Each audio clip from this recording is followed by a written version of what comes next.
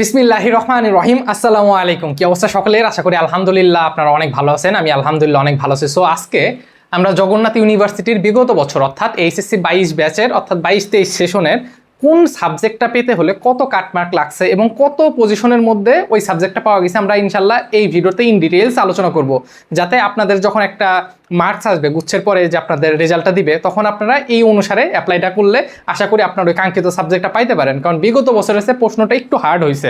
So আপনি কিন্তু কম marks নিয়েও কিন্তু আপনি ভালো একটা সাবজেক্ট পাইতে পারেন। আমি একটু আপনাদেরকে দেখাই যে এইখানে হচ্ছে আপনার ম্যাথমেটিক্স 43.50 দেখছেন বিগতবার অর্থাৎ এইচএসসি 22-23 সেশনে আপনার 42.50তেও কিন্তু ম্যাথমেটিক্স সাবজেক্টটা আসছে। অনেক স্টুডেন্টের অনেক বিষয় আছে যে তারা ঢাকার মধ্যে থাকবে, অনেক টিউশনি করবে, উদ্ভাসের মতো জায়গায় কোচিং করাবে, তাই না? এরকম অনেকের ড্রিম আছে। সো আমরা ইনশাল্লাহ এই ভিডিওতে আলোচনা করব।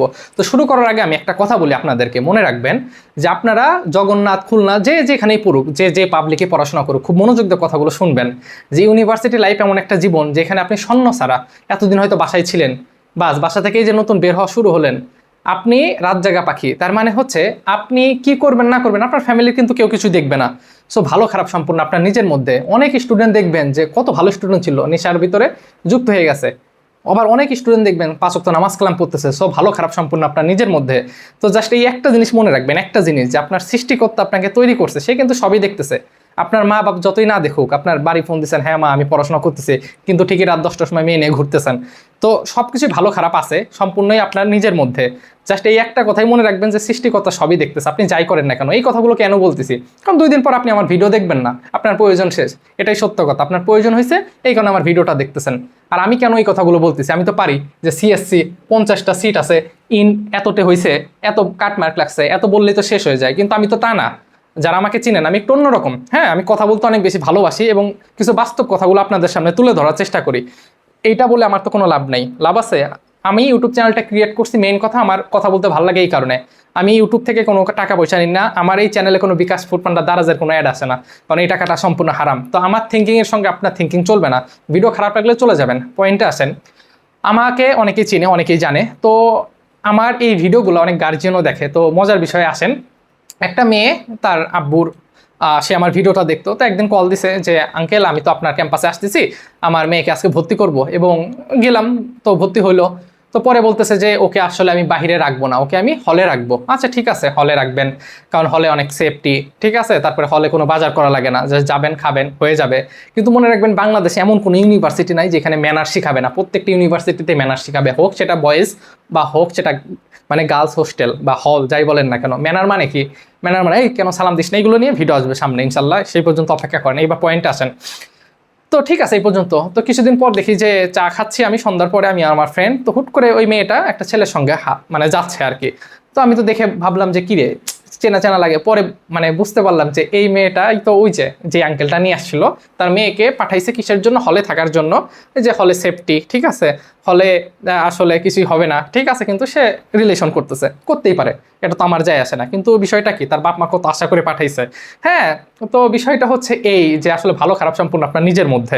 আপনি কি করবেন না করবেন এটা আপনি ভালো জানেন। হ্যাঁ, সো চলেন এবার দেখি। কথাগুলো খারাপ লাগলেও আসলে সত্য কথা। হ্যাঁ, এই বাস্তব কথাগুলো আসলে বলার ভালো লাগে আমার। হ্যাঁ, ক্যামেরার সামনে ক্যামেরাটা অন করে বলি, আপনারা 1-2 হাজার মানুষ দেখেন, এটাই।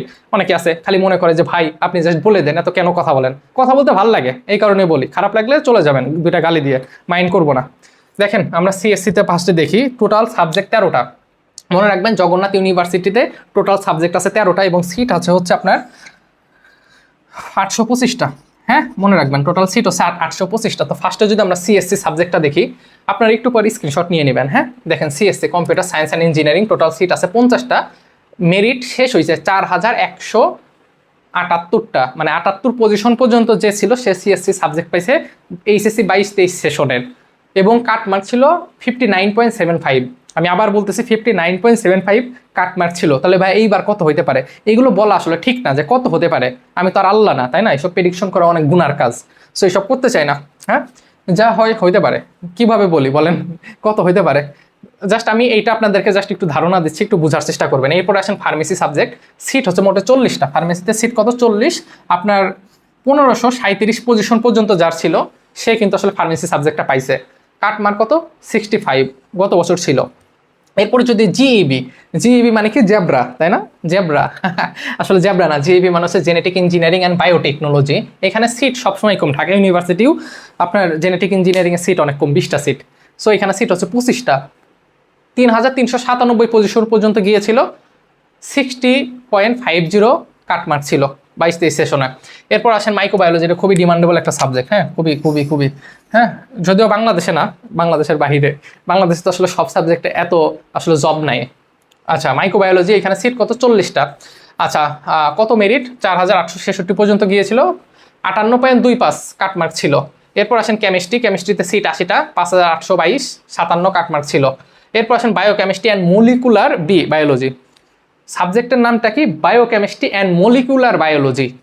এখানে আপনার সিট আছে 30টা, 4564 আপনার মেরিট পজিশন ছিল, যে সে পেয়েছিল 58.50 আপনার কাটমার্ক। এরপর আসেন ফিজিক্স, 80টা সিট, 10,903, 52.50। এবার আসেন ম্যাথমেটিকে 80টা সিট, 27,666 পজিশন যে ছিল সে পাইছিল, এবং 43.50। এবার পয়েন্টে আসেন যে ভাইয়া আমিও 43.50 পাইছি, সেও 43.50 পাইছে। সো এইখানে এবার বিষয় আছে, 43.50 পাইলে পজিশন কি দুজনে সেম হবে? পজিশন কিন্তু কখনোই সেম হবে না, এটা আপনারাও জানেন। 40, আপনি গুচ্ছ পরীক্ষায় 40 মার্ক পাইছেন, সো 40 মার্ক কিন্তু আপনার মতো আরও 10 জন পাইছে, আরও বেশি পাবে স্বাভাবিক। তো সবার কি পজিশন সেম দিবে? সবার কি আপনার একই হবে? একই কিন্তু হবে না। তাহলে ভাই এটা কিসের উপর ডিপেন্ড করে? এটা অনেক কিছুর উপর ডিপেন্ড করে। আপনার অন্যান্য মার্কসগুলো দেখে, ঠিক আছে, যে কোনটাই ভালো। এখন আপনি বাংলা দাগায়া পাইছেন 40, একজন ম্যাথ বায়োলজি দাগায়া 40 পাইছে, তাহলে বোঝেন তো কার পজিশন আগে থাকবে, আপনি নিজে বলেন। হ্যাঁ, তারপরে আবার 40 পায়া ধরেন অ্যাপ্লাই করছেন জগন্নাথে, জগন্নাথে এইবার কাটমার্ক আসবে ম্যাথমেটিকে 40, তাহলে এখন আপনাকে নেবে নাকি তাকে নেবে? আপনি বলেন তো। তো অনেক বিষয় আছে, সো এই সব বিষয় নিয়ে ইনশাল্লাহ ভিডিও আসবে। এরপরে একটা ভিডিও আসবে খুলনা ইউনিভার্সিটি, এবং সেইখানে আমি বলবো যে আপনারা ভুলেও কখনো সিআর এর মিনিংটা কি? সিআর সিআর এর ফুল মিনিং হচ্ছে ক্লাস রিপ্রেজেন্টেটিভ। আপনারা যখন ছোট ছিলেন তখন কি ক্লাস ক্যাপ্টেন পড়তেন, তাই না? ক্লাস ক্যাপ্টেন, একটা ক্লাসের একজন ক্যাপ্টেন থাকে, সে আসলে আনুষঙ্গিক সব কিছুই করে। তো মনে রাখবেন, ভুলেও এই সিআর টাইপের এরকম কোনো কিছু হওয়ার চেষ্টা করেন না। কেন হবেন না সেটা খুলনা ইউনিভার্সিটির হয়তো বা সামনের দিন ইনশাল্লাহ ভিডিওটা আসতে পারে, আমরা খুলনা ইউনিভার্সিটি নিয়ে আলোচনা করব। হ্যাঁ, ঝামেলা আছে, অনেক প্যারা আছে, বুঝতে পারছেন? সিআর মানে ক্লাস রিপ্রেজেন্টেটিভ, এটা আসলে হইলে একদিক দিয়ে ভালো আছে, কিন্তু অনেক সমস্যা হয়, বুঝতে পারছেন? আপনারা তো এখন ইউনিভার্সিটি লাইফ উঠেন না, উঠলে অনেক জিনিস ফিল করতে পারবেন। হ্যাঁ, কোনো ইউনিভার্সিটিতে র্যাগিং নাই, কিছু নাই, অনেক কিছুই আছে, অনেক কিছু নাই, অনেক কিছু ক্যামেরার সামনে বলি, অনেক কিছু বলি না। তারপর ইনশাল্লাহ এখন তো ধরেন আমরা সিনিয়র হয়ে গেছি, কে কি বললেই ভয় পাই না, বুঝতে পারছেন? দেখেন, একটু ভিডিওটা ভালো লাগলে একটু লাইক দিয়ে দিয়েন, লাইক দিলে ভিডিওটা অনেক রিচ করবে, এই আর কি, তাছাড়া কিছুই না। আমি তো বললামই যে আমার তো ইউটিউব থেকে টাকা আসে না, মানে আমি নেই না, মনিটাইজেশন আমার চ্যানেলে সম্পূর্ণ অফ। আমার পছন্দ না, ঠিক আছে, হারাম, মানে আমার থিঙ্কিংয়ের সঙ্গে কারোর থিঙ্কিং মিলবে না। আমি অনেক খারাপ, আমি অনেক পাপী মানুষ। আল্লাহ তালা যদি ভিজিবল করে আমার পাপ গুণা, তাহলে মনে করেন যে আমি মরে যাওয়া আসার উপায় নেই, কিন্তু আল্লাহ তো কখনোই সেটা করবে না, আল্লাহ বান্দাকে অনেক ভালোবাসে।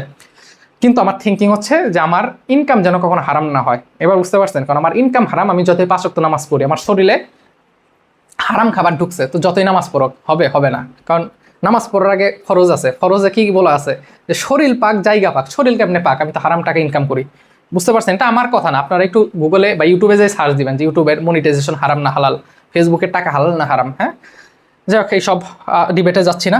দেখেন, কই আসছিলাম, যে ম্যাথমেটিকে আসছি না, এবার আসেন স্ট্যাটিস্টিক। হ্যাঁ, স্ট্যাটিস্টিক এটা অনেক ভালো একটা সাবজেক্ট, কিন্তু এখানেও বিষয় আছে, এটা হচ্ছে পরিসংখ্যান।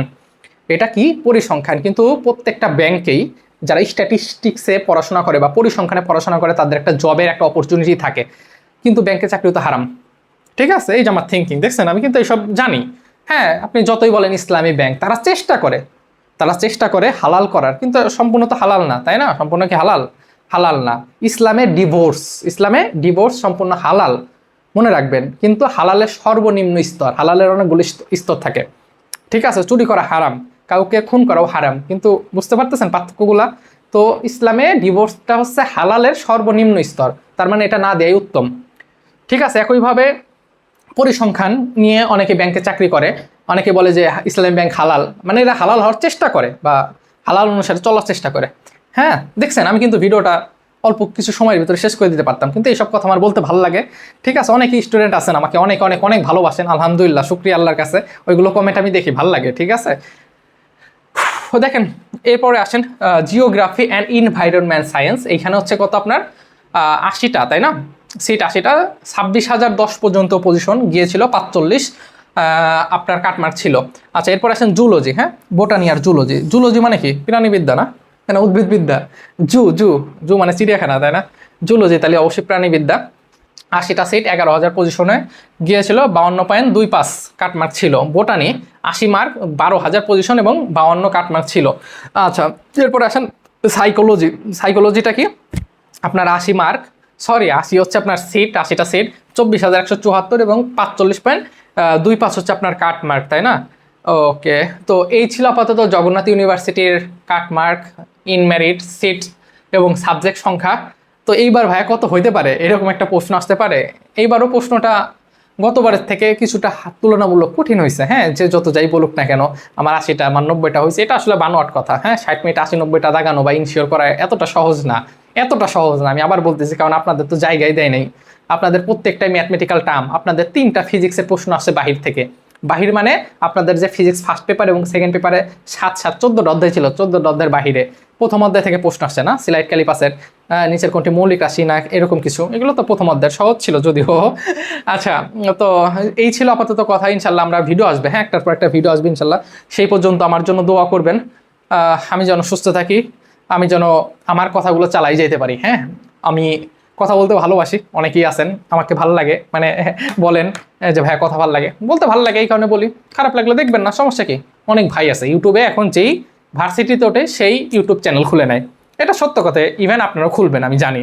তো খুলেন, যদি কেউ প্রয়োজন হয় আমার সঙ্গে যোগাযোগ করতে পারেন, ইনশাল্লাহ আমি আপনাকে গাইড করবো ইনশাল্লাহ। হ্যাঁ, কোনো প্রমোশন করবো না যে ও চ্যানেল খুলছে সাবস্ক্রাইব করে দাও, কারণ আমি প্রত্যন্ত অঞ্চল থেকে উঠে আসা একটা ছেলে। হ্যাঁ, আপনি এই যে পাঞ্জাবি দেখতেছেন, এই পাঞ্জাবির দাম কিন্তু আহামরি না। হ্যাঁ, এটা 700 টাকা দাম, নিউ মার্কেট থেকে কিনা।